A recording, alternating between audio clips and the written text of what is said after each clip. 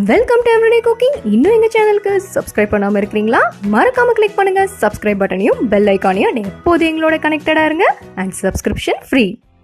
எல்லாருக்குமே மாம்பழம் ரொம்ப ரொம்ப ஃபேவரட். அந்த மாம்பழத்தை யூஸ் பண்ணி இன்னைக்கு நம்ம 8 வித்தியாசமான ரெசிபிஸ் பார்க்க போகிறோம். இதில் நம்ம முதல்ல பார்க்க போகிறது மாம்பழ மில்க் ஷேக். ஒரு 1.5 கப் அளவுக்கு மாம்பழம் எடுத்துக்கோங்க. தோல் சீவிட்டு குட்டி குட்டியாக நறுக்கி மிக்சியில் ஆட் பண்ணுங்கள். இதோட ஒரு 1/2 கப் அளவுக்கு ஐஸ்கிரீம் ஆட் பண்ணிக்கலாம். நீங்கள் எந்த ஃப்ளேவர் ஐஸ்கிரீம்னாலும் ஆட் பண்ணலாம். அண்ட் எந்த ஃப்ளேவர் ஐஸ்கிரீம் நீங்கள் ஆட் பண்ணாலும் மாம்பழம் தான் கண்டிப்பாக டாமினேட் பண்ணும். அடுத்ததாக ஒரு 2 இல்லைனா 3 ஸ்பூன் அளவுக்கு சுகர் ஆட் பண்ணிக்கலாம். அண்ட் மாம்பழத்தில் இனிப்பு இருக்குது, ஐஸ்கிரீம்லேயும் இனிப்பு இருக்குது, ஸோ பார்த்து ஆட் பண்ணிக்கோங்க. ஃபைனலாக ஒரு கப் அளவுக்கு பால். இது பாயில் பண்ணி நல்லா ஆற வச்ச பால். அவ்வளோதான் இன்க்ரீடியன்ஸ் எல்லாம். இதை க்ளோஸ் பண்ணுங்க. நல்லா க்ரீமியாக வர வரைக்கும் பிளெண்ட் பண்ணுங்க.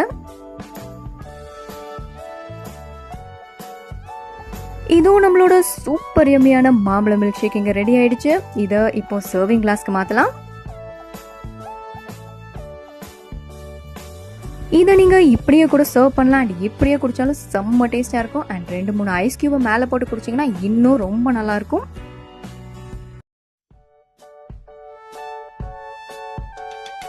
அடுத்ததை நம்ம பார்க்க போகிறது மாம்பழ ஐஸ்கிரீம்.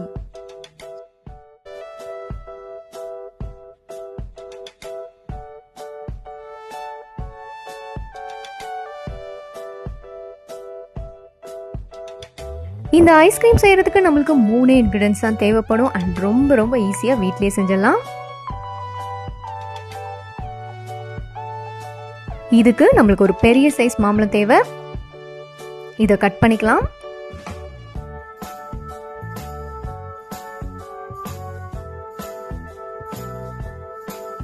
தோல் தனியாக எடுக்கணும். பட் நீங்கள் ஒரு ஸ்பூன் வச்சு ஸ்கூப் பண்ணிங்கன்னா நல்லாவே வந்துடும். நான் இங்கே ஐஸ்கிரீம் ஸ்கூப்பர் வச்சு ஸ்கூப் பண்ணுறேன். பட் இது தேவைப்படாது. ஸ்பூன் வச்சு நல்லா ஸ்கூப் பண்ணி எடுத்துடலாம்.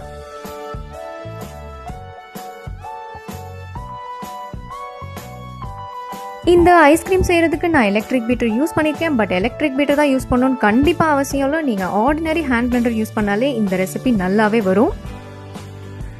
இதோ சூப்பராக ஸ்கூப் பண்ணி எடுத்தாச்சு. நம்ம ஒரு மாம்பழத்தோட ஃப்ளஷ் மட்டும் கலெக்ட் பண்ணியிருக்கோம். இப்போ இதை மிக்சியில் ஆட் பண்ணிக்கலாம். இதோட ஒரு 1/4 கப் அளவுக்கு சர்க்கரை ஆட் பண்ணிக்கலாம். இப்போ இது ரெண்டையும் நல்லா பிளெண்ட் பண்ணிக்கணும்.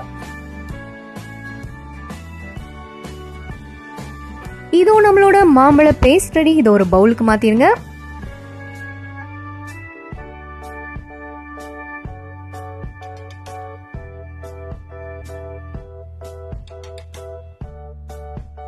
அடுத்ததான் நம்ம ஃப்ரெஷ் க்ரீமை பீட் பண்ண போகிறோம். இது 1/4 லிட்டர் ஃப்ரெஷ் க்ரீம், ஒரு கப் அளவுக்கு வரும்.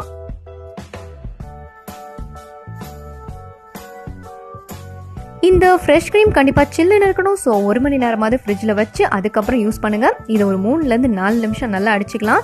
ரொம்ப அடிச்சிடாதீங்க. ஃப்ரெஷ் க்ரீம் சில்லுன்னு இருந்தால் மட்டும்தான் அது பட்டர் ஆகாது. நார்மல் டெம்பரேச்சரில் நீங்கள் அடிச்சிங்கன்னா கண்டிப்பாக அது பட்டராக பிரிஞ்சிடும்.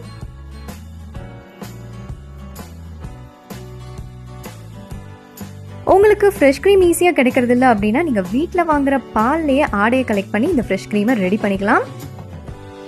இதோ ஃப்ரெஷ் க்ரீம் நல்லா கலந்து விட்டாச்சு. அடுத்ததான் நம்ம மாம்பழ பேஸ்ட் இதோட கலக்க போகிறோம்.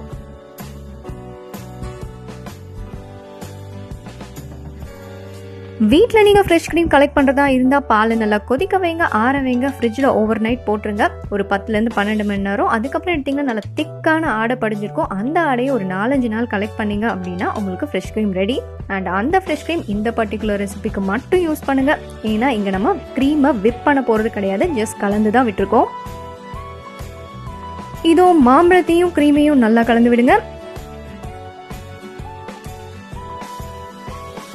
இதோ செம்ம க்ரீமியாக வந்துருச்சு. இதை இப்போ ஒரு பவுலுக்கு மாற்றுங்க. இதை நம்ம ஃப்ரீஸ் பண்ண போகிறோம்.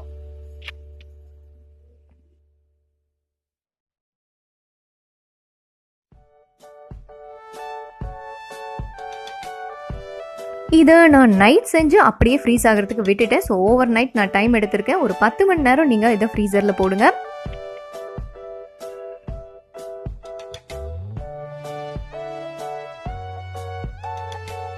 இதை நல்லா டைட்டாக க்ளோஸ் பண்ணி ஃப்ரீசரில் செட் ஆகிற வரைக்கும் வைங்க.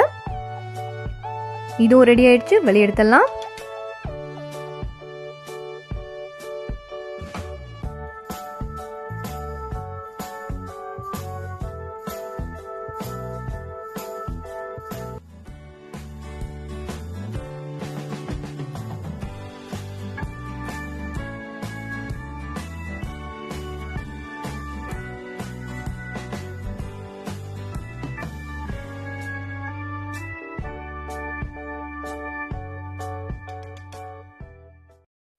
அடுத்ததான் நம்ம பார்க்க போகிறது செம்ம டேஸ்டான மாம்பழ நொங்கு ஜூஸ்.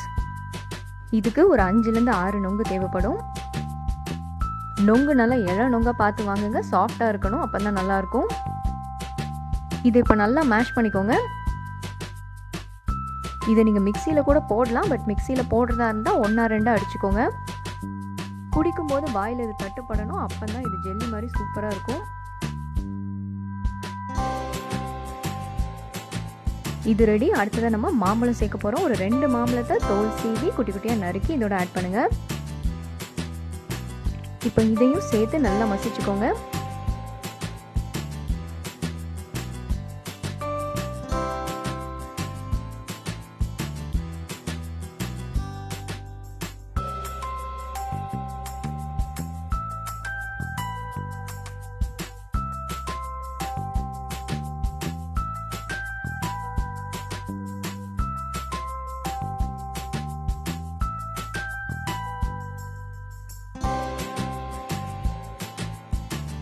இதோ சூப்பராக வசிச்சாச்சு. இதில் இப்போ நம்ம 1 லிட்டர் அளவுக்கு பதநீர் சேர்க்க போகிறோம். யூஸ்வலாக நொங்கு விற்கிற இடத்துல பதநீர் கிடைக்கும். இதை எப்பயுமே காலையில் டைமில் வாங்குங்க. ஏர்லி மார்னிங் வாங்கினீங்கன்னா இன்னும் ரொம்ப நல்லது. நொங்கு, மாம்பழம், பதநீர் எல்லாத்துலேயுமே இனிப்பு இருக்கும். ஸோ சுகர் எதுவும் சேர்க்க வேண்டாம். இதை இப்போ நல்லா கலந்து விடுங்க. இதோ நம்மளோட மாம்பழ பதநீர் ஜூஸ் சூப்பராக ரெடி ஆயிடுச்சு. இந்த டம்ளருக்கு மாறலாம். ரொம்ப டேஸ்டான, ரொம்ப ஹெல்தியான ரெசிபி இது. கண்டிப்பாக ட்ரை பண்ணுங்க.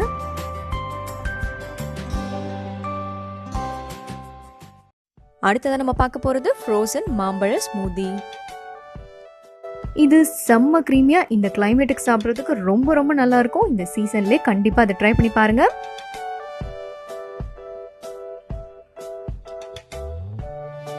இதுக்கு நம்ம 2 சின்ன சைஸ் வாழைப்பழம் எடுத்துக்கலாம். இதை குட்டி குட்டியா கட் பண்ணிக்கோங்க.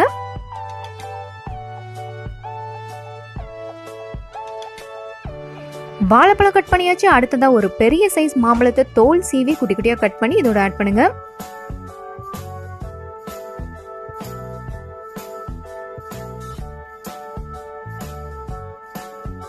இந்த 2 பழத்தையும் நம்ம நல்லா ஃப்ரீஸ் பண்ணி அதுக்கப்புறம் தான் ஸ்மூதி செய்ய போகிறோம். இப்படி செஞ்சிங்கன்னா நல்லா ஐஸ்கிரீம் மாதிரி செம்ம டேஸ்ட்டாக வரும்.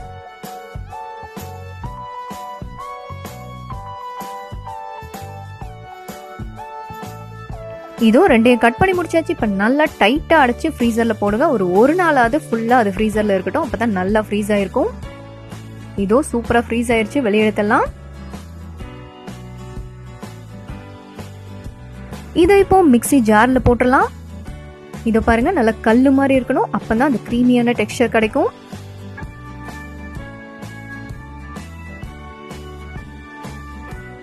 இதோட 1 கப் பால் ஆட் பண்ணுங்க.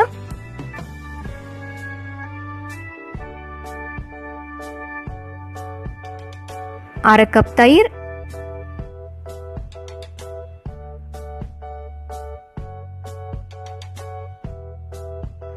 இதோட 1 இல்லைனா 2 டேபிள் ஸ்பூன் அளவுக்கு சர்க்கரை ஆட் பண்ணிக்கலாம். ஏற்கனவே மாம்பழத்துலையும் வாழைப்பழத்துலையும் நல்ல இனிப்பு இருக்கும். ஸோ அதுக்கு தகுந்த மாதிரி அட்ஜஸ்ட் பண்ணிக்கோங்க. இப்போ ஒரு அரை டீஸ்பூன் அளவுக்கு வெனிலா எசன்ஸ் ஆட் பண்ணிக்கலாம்.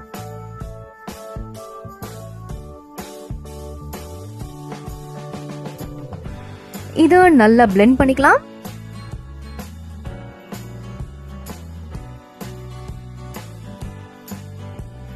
இந்த ஸ்மூதிக்கு நம்ம ஃப்ரீஸ் பண்ணி பழங்களை யூஸ் பண்ணியிருக்கோம். இந்த மாதிரி ஃப்ரீஸ் பண்ணுற பழங்களை நீங்கள் 6 மாதம் வரைக்கும் கூட ஸ்டோர் பண்ணலாம். பட் லாங் டைமாக கரண்ட் மட்டும் போகக்கூடாது. கரண்ட் போயிடுச்சுன்னா அந்த ஃப்ரீசிங் பாயிண்ட் இறங்கிடும். அப்போ நம்மளோட பழம் எந்த ஸ்டேஜில் இருக்குன்னு சொல்ல முடியாது. இதோ நம்மளோட ஸ்மூதி ரெடி. இதுக்கு மேலே சாப் பண்ண பாதாம் அண்ட் பிஸ்தா ஆட் பண்ணுங்க.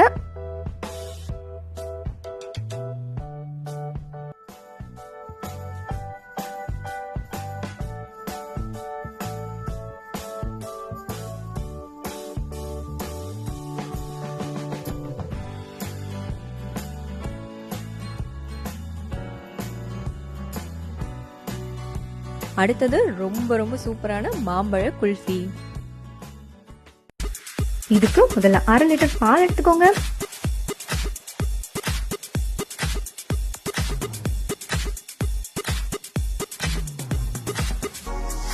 பால் நல்லா கொதிக்க ஆரம்பிக்கட்டும்.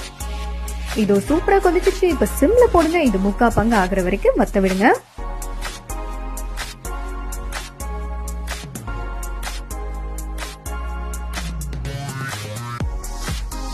இதோ நல்லா 1/4 பங்கு வத்த விட்டாச்சு. 3/4 பங்கு ஆயிடுச்சு.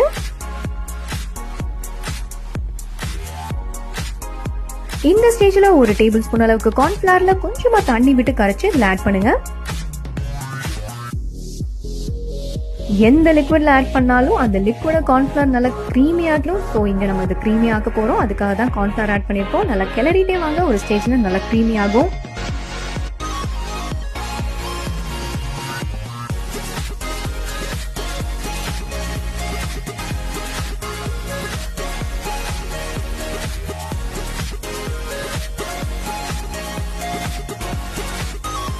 இது ஓரளவுக்கு க்ரீமி ஆயிடுச்சு. நல்லா கஞ்சி மாதிரி இருக்கான்னு பாத்துக்கோங்க. இந்த ஸ்டேஜ்ல ஒரு 1/4 கப் அளவுக்கு சர்க்கரை சேர்த்துக்கோங்க.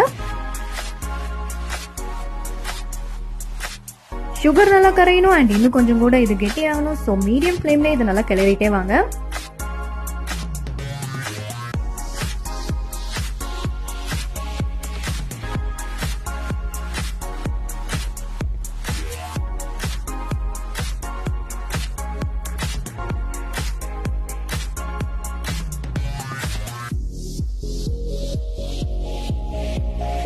நல்லா சூப்பரா க்ரீமி ஆயிடுச்சு. இந்த ஸ்டேஜ்ல கொஞ்சமா குங்குமப்பூ ஆட் பண்ணுங்க. குங்குமப்பூ ஒரு நல்ல ஃப்ளேவர் தரும். இது ஆப்ஷனல் தான், பட் இருந்தாலும் ஆட் பண்ணீங்கன்னா நல்ல ஃப்ளேவர் தரும். இது அப்படியே ஸ்டவ் ஆஃப் பண்ணுங்க. நல்லா ஆறட்டும். இது சூப்பரா ஆயிடுச்சு. அடுத்ததான் நம்ம மாம்பழத்துக்கு வருவோம். இது ஒரு பெரிய சைஸ் மாம்பழம். உங்களுக்கு பெரிய சைஸ் மாம்பழம் கிடைக்கலனா 2 சின்ன மாம்பழம் எடுத்துக்கோங்க. இப்போ அதை நல்லா மிக்சியில போட்டு பேஸ்ட் ஆக்கிக்கோங்க.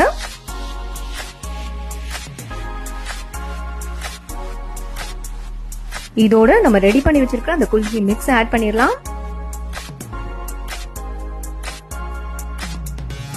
அடுத்ததா ஒரு 1/4 கப் கண்டென்ஸ் மில்க். ஃபைனலா குட்டி குட்டியா நறுக்குனா பாதாம், பிஸ்தா, முந்திரி. இது எல்லாத்தையும் நல்லா கலந்து விடுங்க.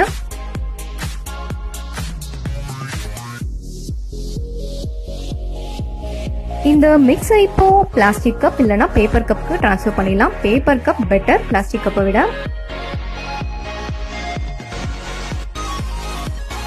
இதை ஒரு பிளாஸ்டிக் பேப்பர் போட்டு கவர் பண்ணுங்க. நல்லா ரப்பர் பேண்ட் போட்டு சுத்திக்கோங்க. நடுவில் ஒரு ஹோல் போடுங்க. அதுல ஐஸ்கிரீம் ஸ்டிக் சொருகிக்கலாம். இது அடுத்ததா ஃப்ரீசர்ல வைக்க போறோம். 10 ல இருந்து 12 மணி நேரம் ஃப்ரீசர்ல வைக்கலாம். இதோ இது சூப்பரா ஃப்ரீஸ் ஆயிருச்சு. இப்ப வெளியே எடுத்துடலாம்.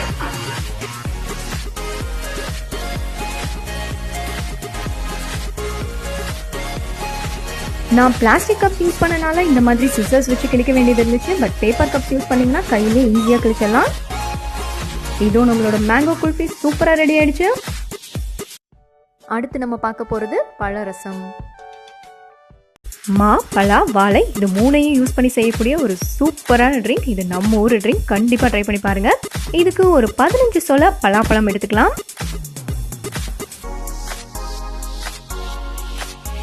இதோட நான் ஒரு 1/4 கப் அளவுக்கு சர்க்கரை சேர்க்க போறேன். உங்களுக்கு தேவையான அளவுக்கு சர்க்கரை கூடவோ குறையவோ ஆட் பண்ணிக்கோங்க. இதை இப்போ நல்லா பிளெண்ட் பண்ண போறோம். அண்ட் ஹேண்ட் பிளெண்டர் தான் வேணும்னு நினைச்சுக்காதீங்க. கண்டிப்பா இது மிக்சியில போட்டு அடிக்கலாம்.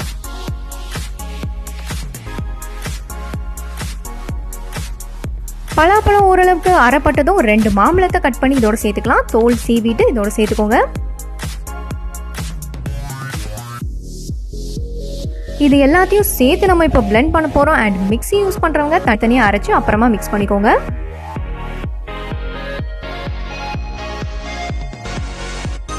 மாம்பழம் பிளெண்ட் பண்ணியாச்சு. பலாப்பழத்தையும் பிளெண்ட் பண்ணியாச்சு. அடுத்ததான் நம்ம வாழைப்பழம் சேர்க்க போறோம். ஒரு வாழைப்பழத்தை இதோட சேர்த்துருங்க.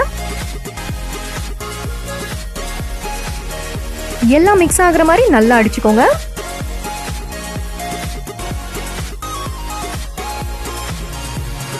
இதோ எல்லாத்தையும் நல்லா சேர்த்து அரைச்சாச்சு. அண்ட் அங்கங்க கொஞ்சம் குட்டி குட்டியா இருந்துச்சுன்னா பிரச்சனை இல்லை. வாயில தட்டுப்படும் போது அதுவும் நல்லாவே இருக்கும். இப்போ ஒரு 2 கப் அளவுக்கு தேங்காய் பால் இதுல ஆட் பண்ணலாம். தேங்காய் பால்ல முதல் பால், 2வது பால்லாம் இதுல பார்க்க வேண்டாம். 2 பாலையும் சேர்த்து இதோட சேர்த்துருங்க. எல்லாத்தையும் நல்லா மிக்ஸ் பண்ணுங்க. இதுதான் பழரசம்.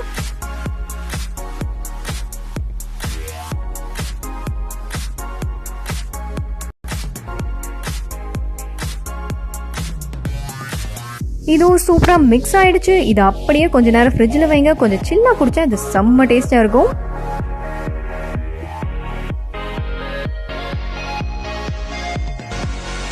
சவுத் சைடில் உள்ளவங்களுக்கு இந்த பலரசத்தை பற்றி சொல்லவே வேண்டாம். ஆனால் எல்லாரும் ட்ரை பண்ணி பாருங்கள். இது அவ்வளோ நல்லாயிருக்கும். கண்டிப்பாக ஒருத்தருக்கு ஒரு டம்ளர் பத்தவே பத்தாது. வேணும்னு கேட்டு எல்லோரும் குடிப்பாங்க. கண்டிப்பாக ட்ரை பண்ணுங்கள். அடுத்த ரெசிபி மாம்பழ குங்குமப்பூ ஸ்மூதி. மாம்பழத்தோட குங்குமப்பூ காம்பினேஷன் ரொம்பவே ஃப்ளேவர்ஃபுல்லாக இருக்கும். கண்டிப்பாக இந்த சீசனில் இதை மிஸ் பண்ணாமல் ட்ரை பண்ணுங்கள். இதுக்கு ஒரு பெரிய சைஸ் மாம்பழத்தை தோல் சீவி குட்டி குட்டியாக நறுக்கி எடுத்து வச்சுக்கலாம். இதோட ஒரு 3/4 கப் தயிர் ஆட் பண்ணிக்கலாம்.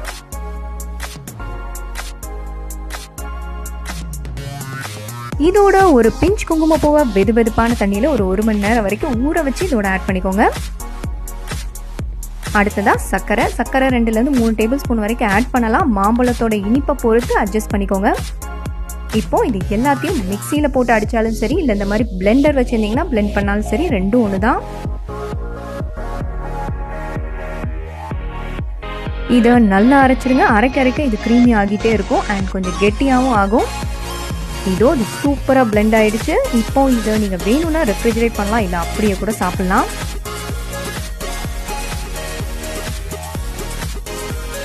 இந்த கிளைமேட்டுக்கு கொஞ்சம் சில்லுன்னு சாப்பிட்டா நல்லா தான் இருக்கும். ஸோ கண்டிப்பாக ஒரு 1 ஹவர் ரெஃப்ரிஜரேட் பண்ணி சாப்பிடுங்க. இன்னும் டேஸ்ட் அதிகமாகவே இருக்கும். இதுக்கு மேலே கொஞ்சம் நட்ஸ் எல்லாம் தூவலாம். இது நறுக்குன்னா பாதாம், பிஸ்தா, முந்திரி உங்களுக்கு எவ்வளோ வேணுமோ அவ்வளோ போடுங்க.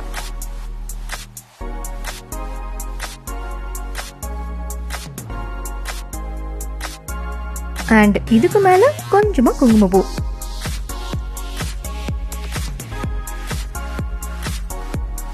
நான் இதை ரொம்ப ரசித்து சாப்பிட்டேன். ரொம்ப டேஸ்டாக இருந்துச்சு. கண்டிப்பாக நீங்களும் ட்ரை பண்ணுங்கள்.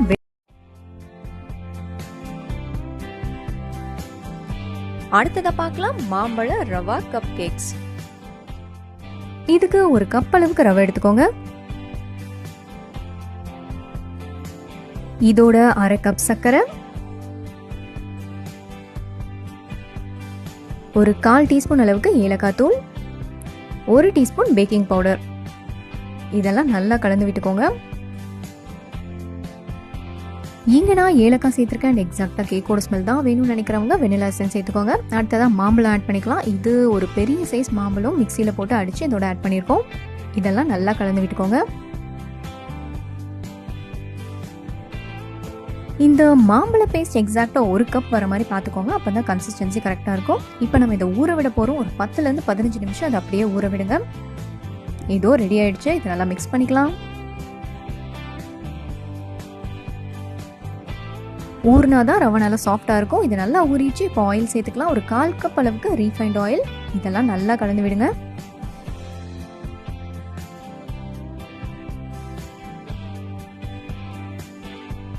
நம்மளோட ரவா கேக் பேட்டர் ரெடி. இந்த கன்சிஸ்டன்சி இருக்கணும், பார்த்துக்கோங்க.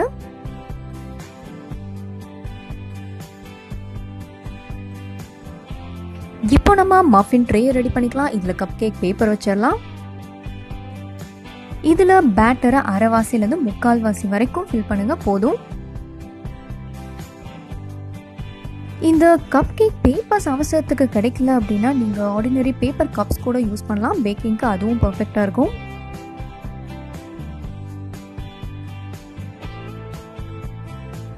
எல்லாம் ரெடி ஆகிடுச்சு. இந்த டைம்குள்ள உங்கள் அவனை ப்ரீஹீட் பண்ணிடணும். 10 நிமிஷம் 180 டிகிரிஸில் ப்ரீஹீட் பண்ணிக்கோங்க. அண்ட் இதை பேக் பண்ணுங்கள் 15லேருந்து 20 நிமிஷம் அதே 180 டிகிரிஸில். இதோ கேக் சூப்பராக ரெடி ஆகிடுச்சு. வெளியே எடுத்துடலாம்.